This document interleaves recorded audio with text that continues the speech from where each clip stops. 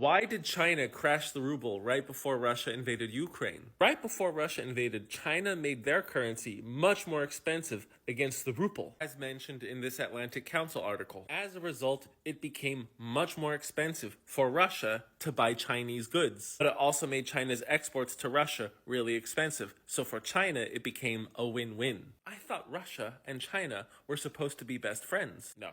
China is China's best friend, and nobody else's. China saw an opportunity to make Russia completely dependent on them, and they took it. Russia is no longer allowed to use the dollar, so they're forced to use the Chinese yuan. And now their currency is the most traded one in Moscow. The Russian Finance Ministry increased the permitted share of yuan reserves in their national wealth fund to 60%. Trade between China and Russia has exceeded $200 billion. But there's a huge shortcoming in this for China. China is using Russia as a gas station and a resource depot. These are the top 12 Russian exports to China.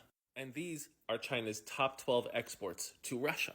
That $200 billion trade between those two countries isn't even half of what China sells to the United States. So even though China can manipulate Russia however they want, it's not helping their economy. Their economy is still suffering tremendously, and their diminishing trade with the West is making it so much worse. Which is why, back in October of 2023, President Xi Jinping said they are willing to cooperate with the US and manage their differences. However bad the relationship between China and the United States can be, China dislikes Russia more. Coming from the same article is a table of key historical sources of Chinese mistrust of Russia. There was the Sino-Soviet border conflict in 1968 to 1969. 72 were killed and 68 wounded on the Chinese side.